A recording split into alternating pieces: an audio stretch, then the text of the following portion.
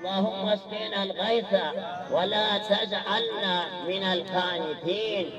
اللهم إنا نستغفرك. سڵاتان لێ بێتوەم کاتتان باش. ئەمڕۆ گەورە و بچووکی هەریر و باتاس لە دەشتی هەریرن بە مەبەستی ئەوەی کە نوێژە بارانە ئەنجام بدەن.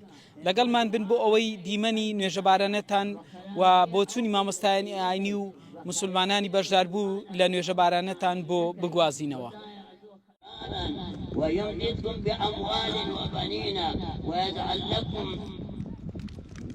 حضرت نوح او دعائے اکدہ اللہ تعالی فرموئی اي مسلماننا اي امت محمد انقص او دعائے کہا وار نصیحت الادات.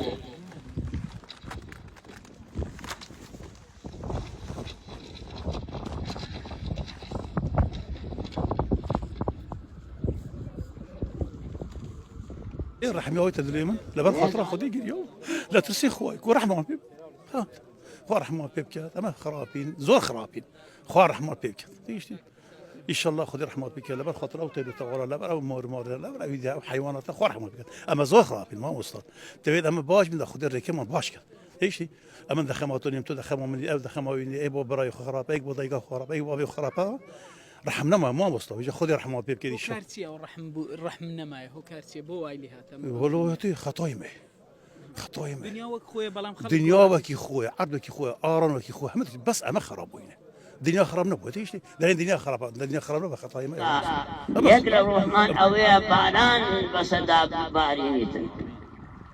اعوذ بالله من الشيطان.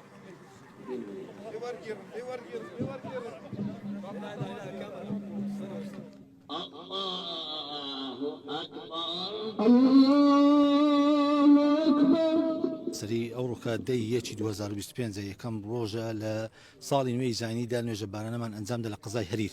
خی گەورە پاداش خێری ئەو خەڵکی بداتەوە کە هەمویان بە جۆش و خۆشەوە هاتن بە پیر ئەو بانگەوازی کە مامۆستایانی ئاینی یەکێتی زانان ئیعلانی کرد.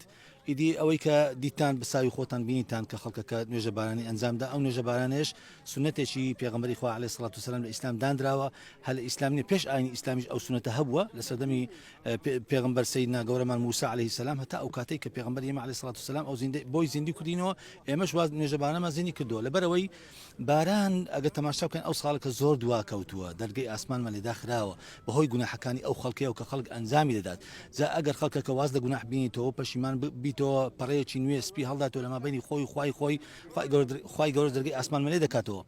علينا مدرارا اللهم انك امرتنا بدعائك ووعدتنا